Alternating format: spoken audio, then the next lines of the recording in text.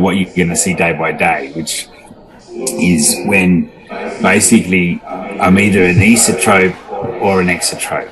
And when you're explaining to the parents, very simply what happens is it's too hard for the eyes to learn how to put both eyes on the target at the same time. So basically the brain gives up and it loses control. Chúng ta thấy là có rất là nhiều lý do để khiến cho bệnh nhân của chúng ta bị lác. Chúng ta có thể chia ra thành hai dạng chính là lác ngoài và lác trong. Và đa số thời gian mà bệnh nhân đến với cả chúng ta là do bố mẹ phát hiện ra là trẻ có lác hoặc là có hiện tượng có mắt đi vào trong hoặc đi ra ngoài. So I do NPC on the parent, and we know that when we put +1, most of the times it feels easier. I then ask them to cover one eye and I do the NPC, and they also find that easier. So we start to understand that why I get a turned eye or an amblyopic eye is it's easier for me to turn one eye off, and they can feel that when I'm doing the NPC on them. So they're starting to understand why.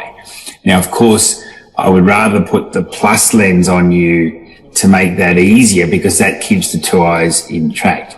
And we're starting to get the parents to understand why I would use a lens rather than what the brain is doing, just covering one eye. Đầu tiên khi mà các em làm trước mặt bố mẹ của các bé thì mình làm khám nghiệm đấy là NPC. Thế tại sao mình làm khám nghiệm này? Thì lúc đầu mình sẽ làm NPC trên cả hai mắt của trẻ. Thì đương nhiên là các em thấy là NPC trên mắt của các bé bằng kính mắt ấy, thì các bé rất là khó để đưa mắt vào. Thế vậy cái tiếp theo là mình sẽ bảo bố mẹ là che từng mắt của cháu đi và mình tiếp tục làm NPC như thế.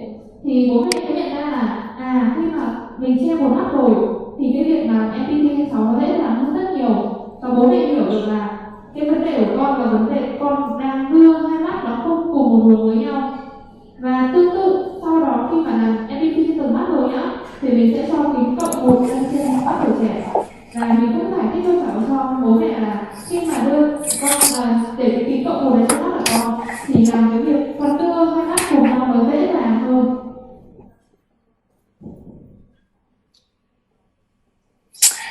So all of your students must do repeated NPC and +1 on everybody they meet, all the brothers and sisters, all their mothers, all their aunties. Everybody must do it and do it and do it. The most powerful tools that I have are these ones, because this is letting me see how efficient the visual system is, and this is letting me see how it goes when I help it. And so you do it and you do it and you do it, and then you see people's faces and you start to understand, because it's hard to write down that the patient's face went red or that they screwed up or their face or whatever. So this is the most important thing. I can't stress enough to you guys. This is what you need to learn. There's lots that you need to learn, but this is the very simple thing. Because in explaining it to the parents, the key to any pediatric success is how well you explain to the parents. This is what's important. Đây là hai cái công cụ ông cầm trên tay, thầy cầm trên tay, đây là hai công cụ vô cùng quyền lực mà có thể sử dụng cho các cháu nhỏ. Thì chỉ cần một cái clicker, một cái kính vật và một cái thước đấy thôi, các bạn có thể giải thích cho bố mẹ là đối với lại cái thước mình làm NPC đang giải thích cho bố mẹ là hiệu quả thế nào và cháu đang sử dụng cái hệ thống thị giác của mình. Và đối với kính vật thì mình giải thích cho bố mẹ là đối với cái kính thì một phụ trợ lúc nhỏ này có thể giúp cháu nhiều đến thế nào khi mà cháu có thể cải thiện được sự phối hợp giữa hai mắt. Hai cái thiết bị này nó vô cùng là đơn giản thôi, nhưng các cần phải nhớ.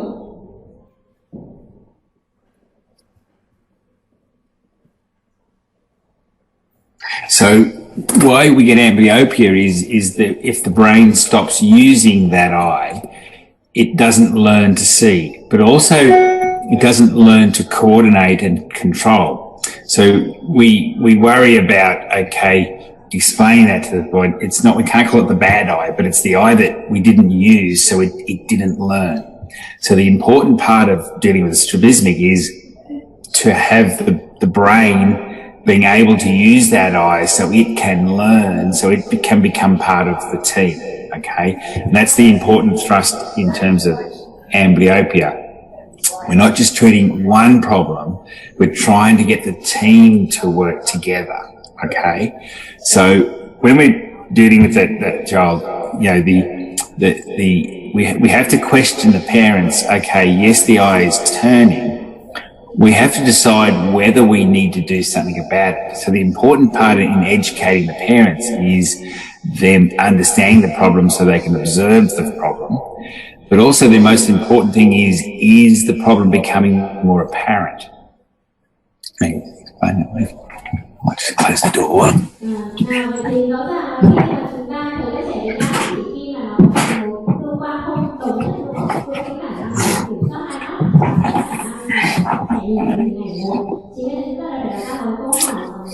Liệu cái tiến độ một này giúp cho trẻ nhìn thấy dễ dàng hơn không, giúp cho bố mẹ nhìn thấy dễ dàng hơn không, và nếu bố mẹ cảm nhận được cái việc đấy thì bố mẹ có thể hóa ra là con mình cũng cảm thấy vất vả như vậy, có thể nhìn được một vật ở gần thì sẽ cảm thấy dễ dàng hơn như nào khi nhìn một vật ở gần. Và cái câu hỏi nữa chúng ta phải đặt ra đấy chính là cái hiện tượng mà lác mắt của trẻ xảy ra vào thời điểm nào, nó xảy ra khi trẻ tập trung nhiều hay khi mà trẻ mất tập trung nhiều.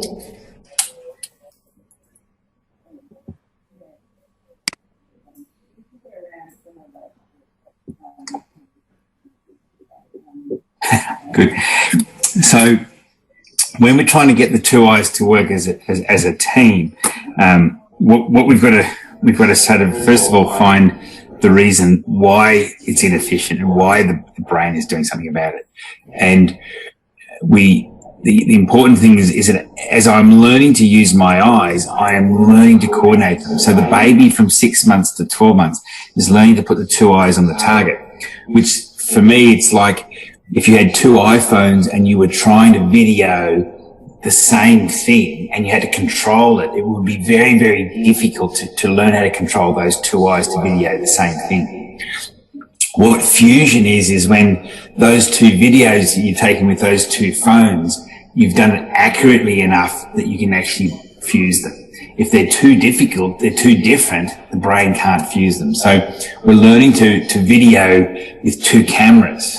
And that's, to me, would be very, very difficult to do by hand. But that's what a baby is learning to do in coordinating the two eyes, the two cameras, to get them to work together. And so important understanding is that we are learning to do that one. Khi mà đứa bé nó học cách là để điều khiển con mắt ấy, thì cũng như là mình cầm hai cái iPhone và mình quay hai thứ khác nhau.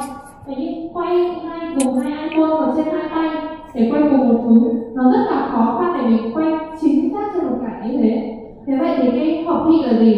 Là hợp thị là mình đang sử dụng hai cái camera đó, nó chỉ khác nhau một xíu thôi, để khi mà mình hợp lại thành một được thì mình mới có một hình ảnh đồng nhất. Và tương tự như thế khi mà đứa trẻ nó bắt đầu nó học thì nó cũng như là để cầm hai camera nó tương đối là khó khăn.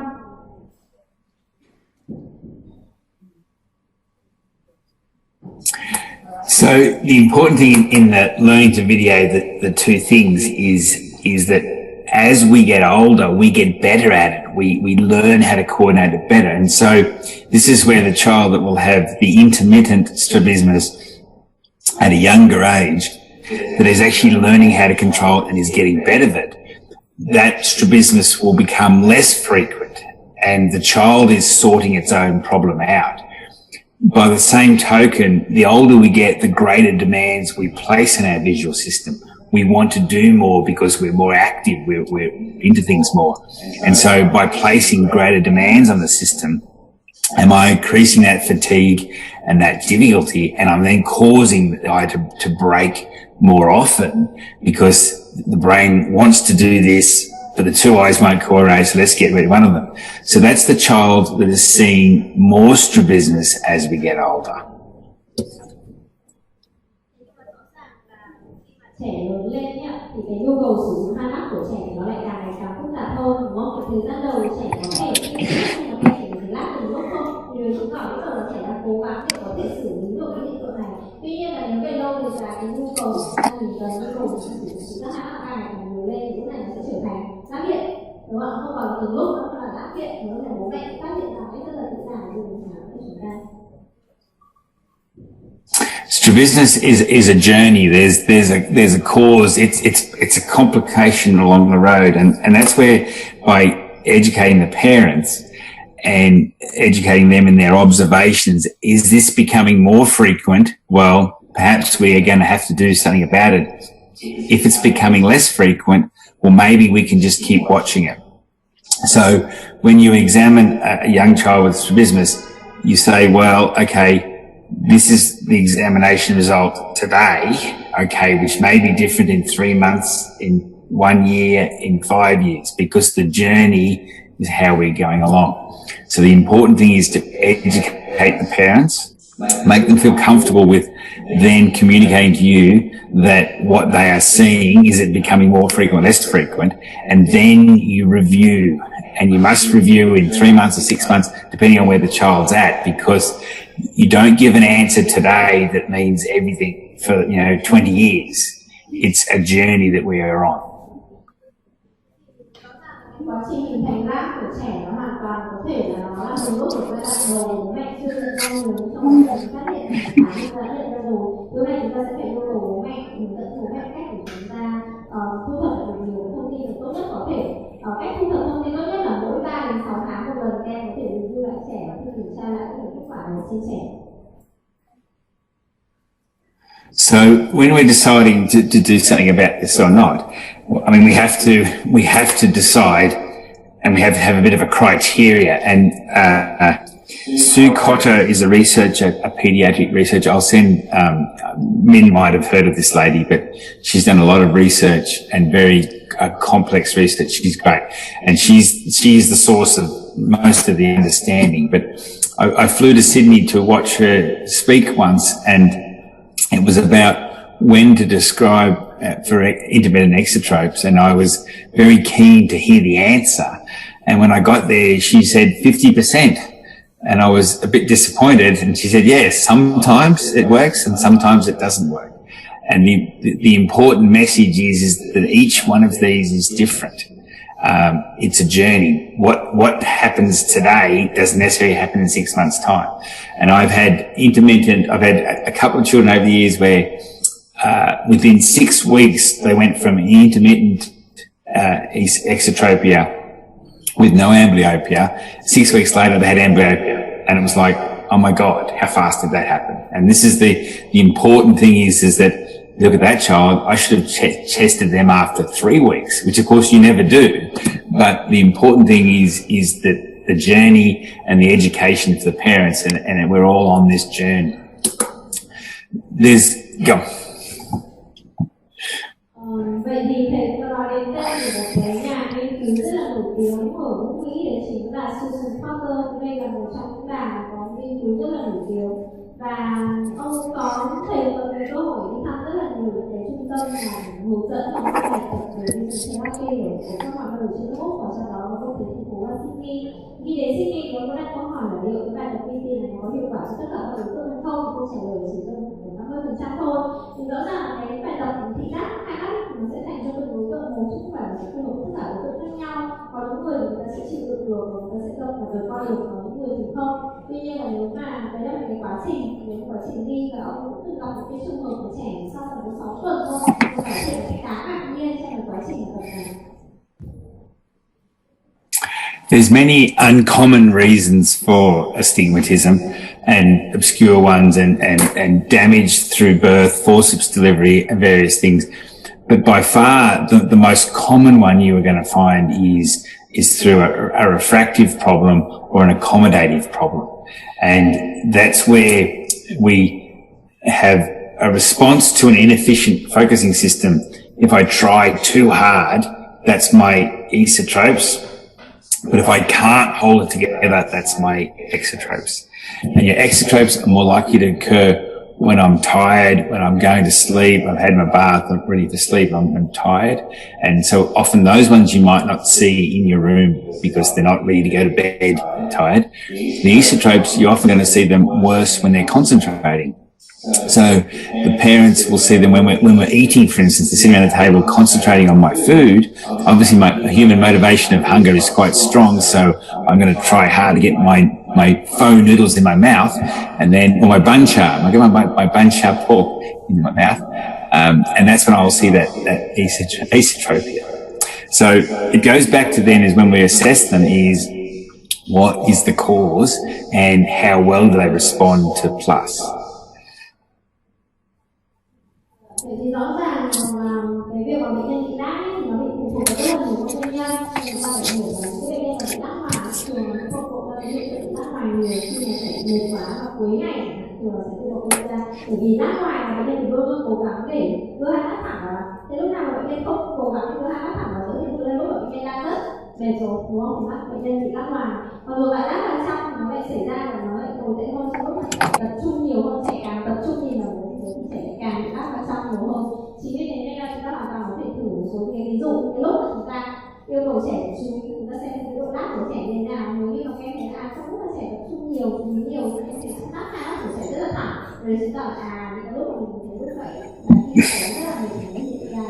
Và rõ ràng là lát thì nó có thể đi kèm rất là nhiều nguyên nhân khác nhau. Một trong những nguyên nhân mà thầy có nói đến chính là do các bệnh khúc xạ. So first level of assisting the child is looking at, and most commonly they're going to be hyperopic. And that's where, when we're simply doing an NPC inputs and plus, and we're seeing how they respond to plus. So we've done a refraction, and I try to do it without cycloplegic, initially as much as I can, because it's not the real world. It's a useful tool, but it's a little bit later on. And so once I put some lenses on this child, how well does that affect my coordination of the eyes? And so our first level is to say, well, okay, that's what I would theoretically do. I've got to then decide to do it. Now, do I have to do it? Well, if I have amblyopia, you must treat. If you have constant strabismus, you must treat. Intermittent, we can talk about.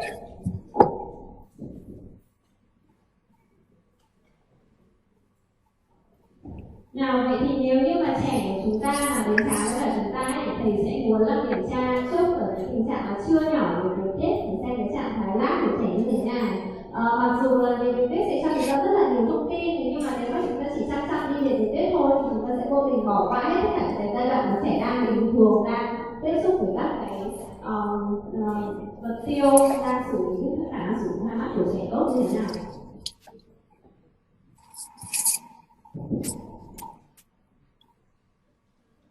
Okay, so the important part of the testing is we've done our refraction, but we then need to look at how do we have suppression and fusion, and this is really important because it will help us to make our decision. And we need fusion. So in the distance, the Worth 4 dot test, which you'll be familiar with red and green, at near.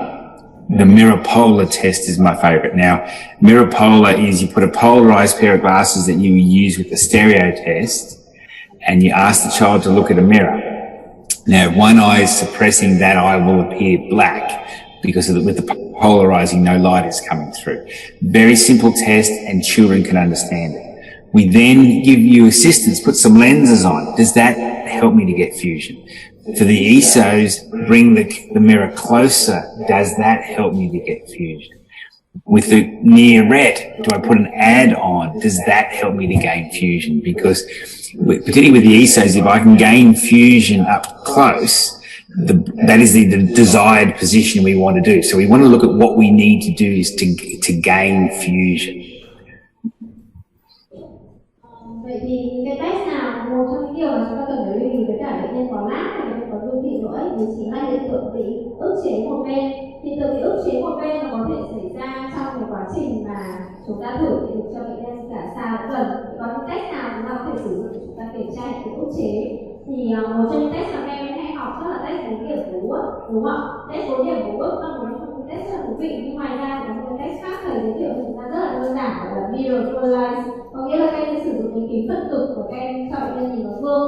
Nếu mà một bên mà bệnh nhân không nhìn được hoặc bị ức chế thì cái bên này nó sẽ thành màu đen luôn, và bên còn lại thì bệnh nhân sẽ nhìn qua được. So strabismus is a journey, and the first part of the journey is just getting the child to wear the glasses. And this is where to do a cycloplegic refraction and prescribe the full amount is too much for the system to take. So if we remember that the system has been trying to use muscle tension to deal with its own problem, I can only give your system as much help as it will accept. So this is where your first lens is half or 2/3 what the maximum would be. I have to give you enough to get a result. So if I can give you enough plus to gain some fusion, that's a good start. But my first review is in 4 weeks.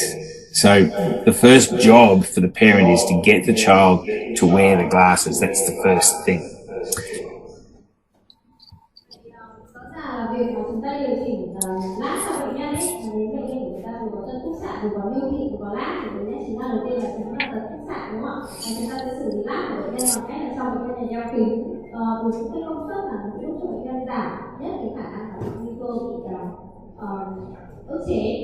Vậy thì với quan điểm của những người đã làm lâu năm rồi thì thầy đã biết một cách để chúng ta thầy sẽ chỉ cho cái chỉ số cộng vừa đủ để ngăn ngừa những ức chế thôi, và hoặc là chúng ta sẽ cho full plus trong quá trình mà các em làm cycle cho bệnh nhân sau khi mà các em cảm nhận cái test xong.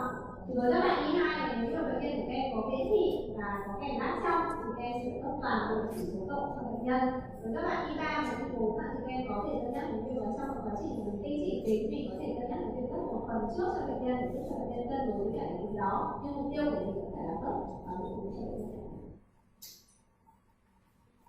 The review appointments become very important, and at every review appointment we're measuring first of all acuity, okay, and I would like to see some improvement. We're measuring fusion and lack of suppression, and that's what I would like to see improve each time. So each review I'm comparing against the previous one to see what sort of improvement I've made. Now, an important thing with the Worth 4-dot test at distance, for instance, we test at 6 meters, and often if we have suppression at 6 meters, what we can do is we can actually have the child move closer to the target. So we test at 3 meters and to see if we can gain fusion, and then at 3 meters, then back to 1 meter. So by changing that task, you can actually make the Worth 4-dot fusion test easier by getting closer. And it gives me another measurement, because if I had to get to 3 meters to get fusion today, and after 3 meters I lost my fusion, well, in a month or 2 months or 3 months, if I've gone from 3 meters back to 4 meters to 5 meters to 6 meters, you can see that's measuring that improvement. So the important thing is when we do our optometric tests, as a student, they teach you lots and they're very hard to understand, but what you need to learn and understand is why are you doing it, what are you doing it, what question yourself, and you can vary it. By simply changing that depth, you're changing the variable. Đó là trên lý thuyết khi mà chúng ta học mỗi bệnh nhân ở đến khám lại của chúng ta thường đưa ra một list tất cả những khám nghiệm của chúng ta thực hiện lại trên cái bệnh này, đúng không? Thế nhưng mà trên thực tế khi mà chúng ta khám lại trên cái bệnh nhân của chúng ta đã khám rất kỹ trước đấy rồi, đúng không? Thì cái cần nhất là hỏi lại về cái gì đó. Bệnh sử của bệnh nhân hỏi rất nhanh, sự của bệnh nhân này, khả năng sử dụng hai mắt của bệnh nhân, cái mà chúng ta đang muốn access ở đây chính là gì nhỉ? Có bị giảm hiện tượng ức chế hay không, trẻ nó hợp thị với hai mắt hay chưa, đúng chưa? Thế làm nào chúng ta kiểm tra xem trẻ bị giảm ức chế hay không, thì chúng ta sử dụng cái test 4 điểm của bước như vậy, đúng không? Nếu như là trẻ vẫn đang có cái test 4 điểm của bước bị ức chế tại ở vị trí gần hay tại vị trí xa, chúng ta sẽ cho trẻ làm lại cái test này, chúng ta xem là có một lần là trẻ đến khám chúng ta thì cái chỉ số này có cải thiện hay không. Vì mục đích cuối cùng của một bệnh nhân khi họ đến gần chúng ta thì chúng họ muốn xem tình trạng con họ có đang cải thiện hay không, chúng ta có đang đưa cho họ một phương án điều trị hợp lý cho bệnh nhân này hay không, hay chúng ta cần phải chuyển hướng sang hướng khác để cho bệnh nhân này cải thiện nhanh hơn, hay chúng ta phải tiếp tục kiên trì với cả cái liệu trình và điều trị của bệnh nhân. So the importance in the review appointments is that things are improving, and when they stop improving, that's when we have to work out what to do next. So at this stage, I haven't done a cycloplegic for most of these children, but I'm measuring what improvement I can get. Now, the thing with it, when I stop improving, it's time then to do some more. So it's important that you've explained to the parents that, again, this is a journey on. I may have to make these lenses stronger. And yes, that will cost you. You have to buy another pair of lenses. But the important thing is it's not the child getting worse. That's why I need to give you a stronger lens. It's I need to give you more help, and I need to give you enough help to get the job done. But I can only give you as much help as you will handle. So when you repeat the refraction at week 4 or 8 or 12, what you've got is you've got a system that has changed. The system has, when you first tested it, it had never experienced a lens. And then now it's experienced a lens on a more long-term basis. We can often find we get more plus will come out. And perhaps this is the time when I need to then, if I suspect it, to do the cycloplegic, because cycloplegic only gives you one answer, and that's that forced relaxed state. It stops you doing any binocular vision testing. But using that cycloplegic as another piece of information, it's only one piece of information. Oh, we'll do that when we stop improving. Vậy thì khi mà thị lực của bệnh nhân mà nó không được cải thiện hơn nữa sau khi mà một thời gian mà chúng ta khám lại, thì lúc này chúng ta mới điều trị cho bệnh nhân bằng cách là chúng ta bịt mắt, đúng không? Bịt mắt thì chúng ta có thể thực hiện theo các cái phương án khác nhau mà chúng ta đã tự học rồi, và sau đó thì chúng ta có thể cân nhắc xem việc là chúng ta có cần phải chỉ lại cho bệnh nhân sau điều trị tiếp hay không. Tại rõ ràng là sau một thời gian mà khi bệnh nhân đeo kính, đặc biệt với bệnh nhân đeo kính cộng nhá các em nhá, các bạn đi 2 đi 3 và tình huống là khi mà các bạn đang đeo kính cộng một thời gian rồi, thì sau một thời gian các em kiểm tra lại, các em có thể thấy là bệnh nhân sẽ nhả thêm một phần điều tiết nữa, chúng ta sẽ cấp một cái kính cộng cao hơn. Chính vì thế nên là các bạn có thể cân nhắc đến việc mà chúng ta sẽ làm lại cái test này để kiểm tra cho bệnh nhân. So amblyopia is the thing we need to deal with first, because the amblyopia eye won't be that good at having fusion. So in terms of the development of that skill, when the acuity stops improving, that's when we need to give it some more help. And don't be afraid if there's a near lag, giving an addition up close to help, because as children we do spend a lot of our life in the near range. The important thing with patching, for instance, is that patching is good for waking an eye up, but it's not good because it doesn't give us any fusion. So it has to be used judiciously. And so Sue Cotter worked out that basically, we don't need to do constant patching, and she has got very extensive research into how long. But in simple, what we do is we look at 2 hours a day with the good eye patched, but it has to be 2 hours a day with activity, because we have to use the eye. If you're passive, you're not learning any skills. And so activity means doing stuff which the eye has to learn to do. Now, it's difficult. No.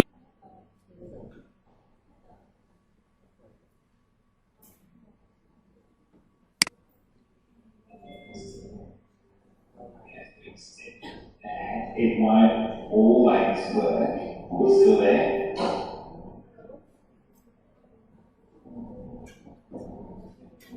Sorry, because of the new sound, so we just reconnected. Hang on, I lost you. Oh, are you back? Can you see me? Yes, we can see you. Good, we're back. Okay, now I can't. To translate and then I come back. Sure. Yeah, okay. Am I back now? Khi mà chúng ta cho bệnh nhân bịt mắt ấy, thì các em có thể cân nhắc đến việc là chúng ta sẽ sử dụng miếng dán hoặc là sử dụng atropine 1% hoặc atropine 0,5%. Tuy nhiên là các em có thể thấy là cái việc mà bịt mắt này hay là cái việc mà chúng ta che được mắt đi để chúng ta tập cái mắt tốt cho nó kém hơn ấy, thì nó hoàn toàn chúng ta cho bệnh nhân sử dụng một bên mắt thôi, chúng ta không bắt cho bệnh nhân sử dụng nốt cái mắt còn lại. Một cái mà chúng ta đang muốn bệnh nhân này thì cuối cùng là gì đó, là khả năng sử dụng đa dạng mắt. Đối tượng là chúng ta dán cho thầy đang ngồi nói đến. So good. So anti-suppression training is difficult, but we need to get the amblyopia dealt with first. So with children and patching and cheating and not doing it, if you're not getting success, atropine patching is very effective. And what we use is we use 1% atropine, and we put it in twice a week on a Tuesday night and a Sunday night. And what happens, or Sunday and Thursday, whatever, but twice a week. which basically putting the good eye is passive. It's there. The child has to use that eye. They can't cheat with the patching. The parents kind of like it. The kids don't like it. They like it better than the patching, but it is what it is. We have to do it. Because we got less chance of gaining fusion unless we can get that eye improving. And this is where your review appointments are important. It's important for the parents to understand that you won't change lenses often, but there are points where you're going to have to make those lenses stronger to try and keep improving.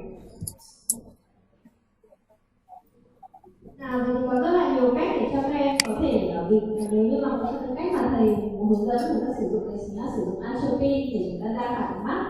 Chúng ta sẽ dùng một giọt 2 lần một tuần. Và thầy xếp vào ngày là ngày thứ tư hoặc là chủ nhật hoặc ngày thứ ba hoặc là chủ nhật vì các em mình xếp vào 2 ngày nào cũng được. Và sau đó chúng ta sẽ kiểm tra lại thị lực của trẻ sau mỗi 4 tuần. Các cái phương pháp này đều là những cái phương pháp mà nó khá là bị động, có nghĩa là chúng ta nhỏ cho trẻ và chúng ta yêu cầu trẻ không nhìn vào mắt đó. Còn cái phương pháp chủ động có nghĩa là trẻ tự engage và để chơi những trò chơi. Có những rất là nhiều cái phương pháp để chống ức chế, chúng ta có thể tập cái bài tập chống ức chế cho trẻ để giúp cái quá trình này tập tốt hơn.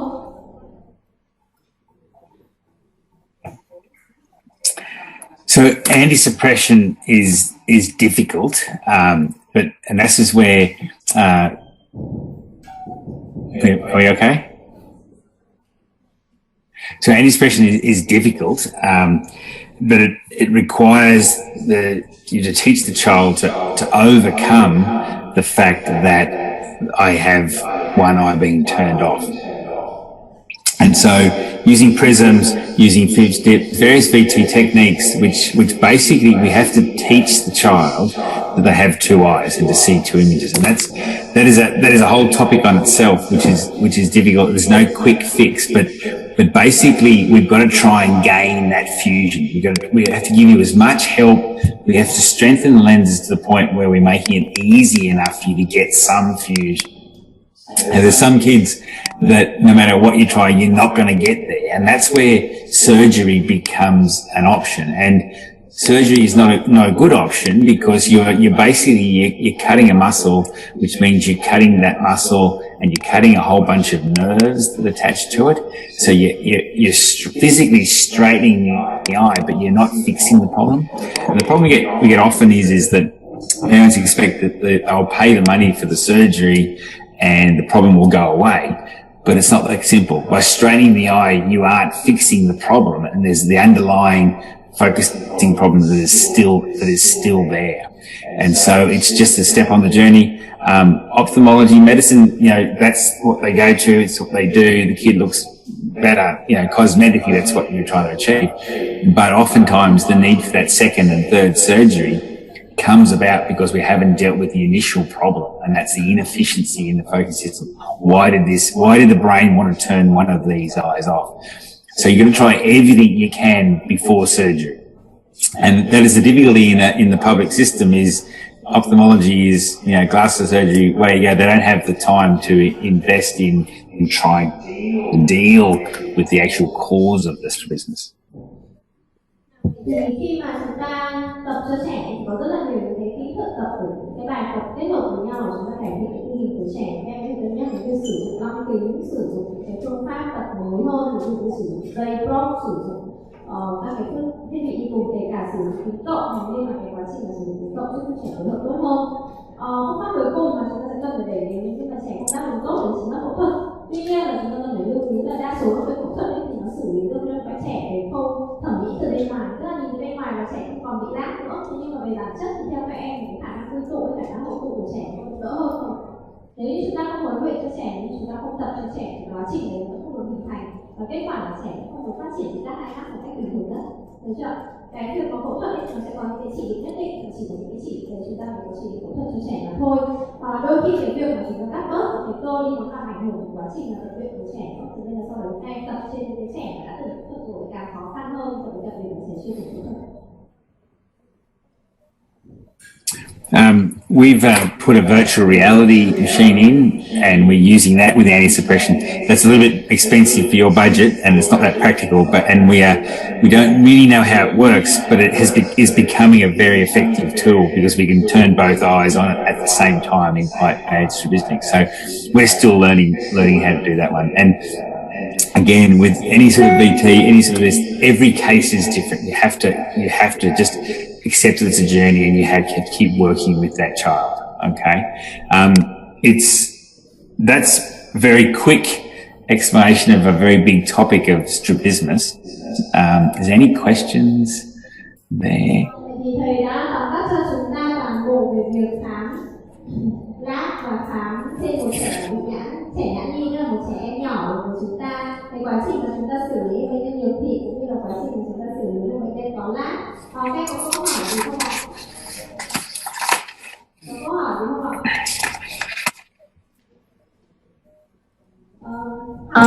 Hi David, thank you so much for the talk. We do not have any more questions from our students. Is there any other participants have any questions? Please unmute yourself and ask the questions. Em muốn hỏi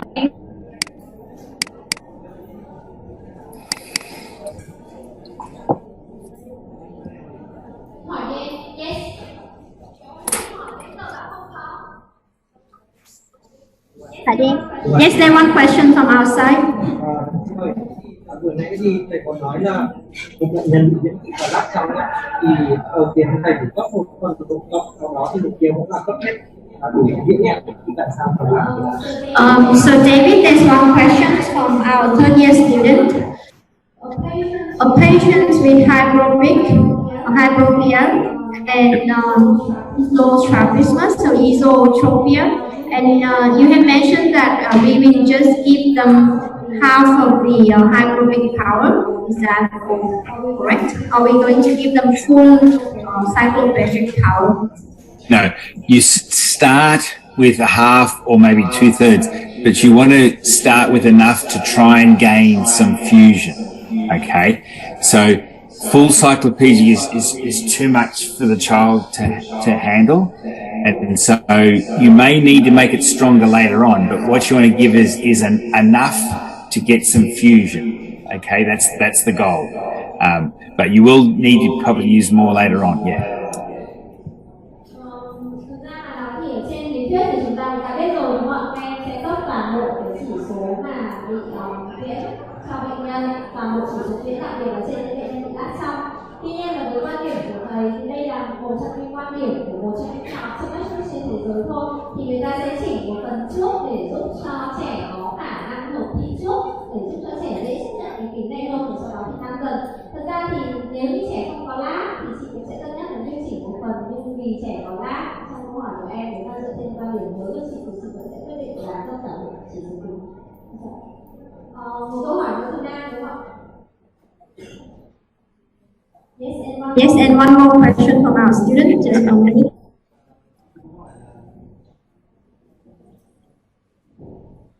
Em muốn hỏi là bây giờ thì nếu mà có một bệnh nhân mà bị chậm phát triển trí tuệ thì việc là những kiến thức chủ quan, tức là những cái mà bệnh nhân cảm thấy thì lúc đấy mình khám.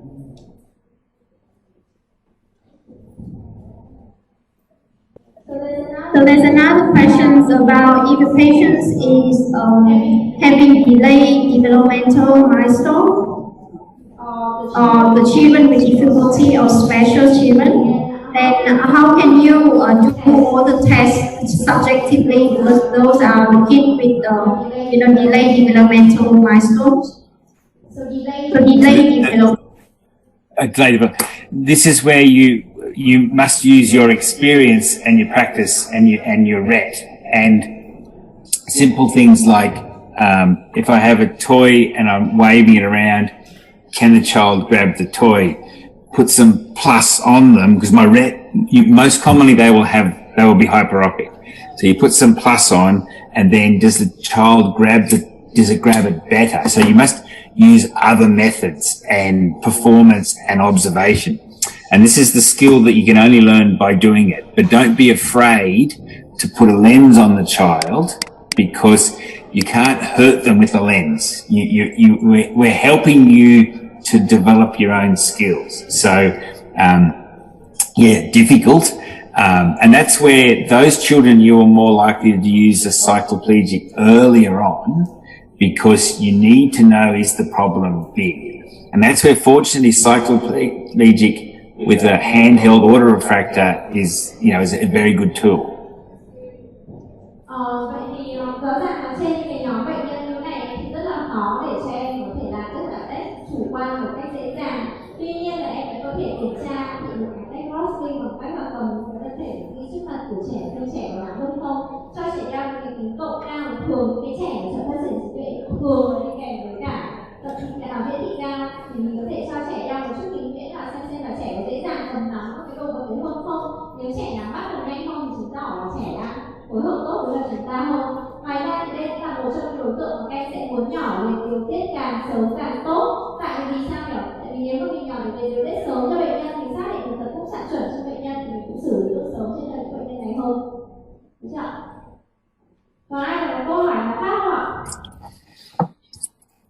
Y2 ạ, các em có câu hỏi gì không ạ?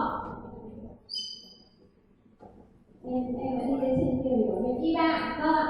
Không có câu hỏi gì không anh? Không ạ. Còn ai có câu hỏi gì không ạ? Y4 ạ.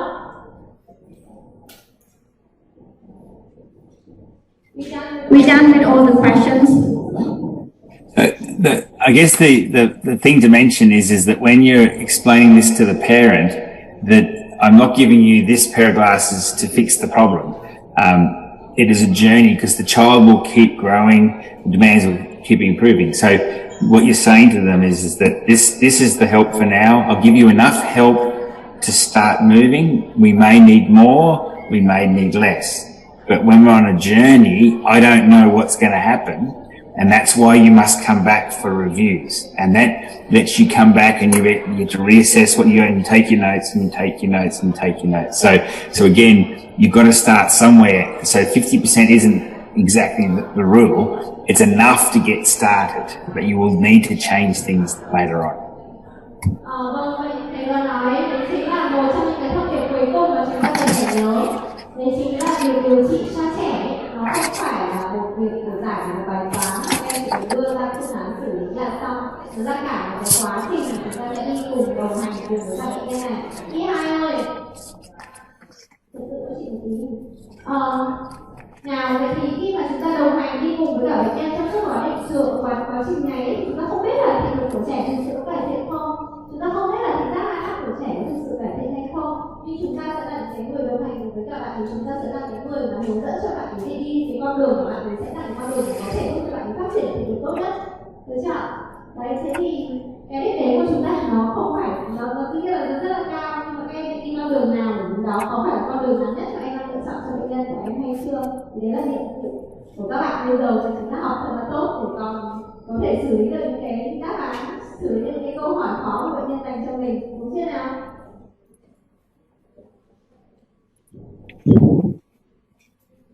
Yes, we have no more questions. I have done all the translations.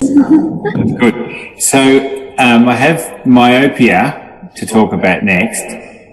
Now, how is everyone had enough, or where are you at? I think that this is the big overwhelm for all of our students today. How many want to listen to the rest? We can. Thế thì những bạn nào mà không muốn nghe nữa thì các em có thể đứng lên đi về luôn, được chưa? Chị cảm ơn. Có cần chụp ảnh được không? There are actually some want to listen to the myopia control. How are you feeling? So what we can do is I can't work because of the virus. I can't work this week, so we can book another time to do it one afternoon with Min, and that would be better. Yeah. Yeah. How are you feeling now? Do you think you can continue? Oh, well, it's more important that they can continue. So I'm happy to do it later in the week if Min has time in her schedule. Các em thân mến, thế thôi nhá. Mình sẽ làm một buổi đi cho nó hiệu quả nhất. Các anh chị ơi, tất cả các anh chị có đồng ý là chúng ta sẽ lấy thêm một chút thời gian vào buổi khác ở trong tuần để mặt tương ôn bài giảng ngày hôm nay không ạ? Đây là. Okay, later's better. Okay. Sorry, I'm just asking all the participants if they are okay with the postpone the myopia control to another class. I think that I get all the agreement from everyone. So thank you so much, David. It's a wonderful talk and we can learn a lot from you and your experience. Thank you.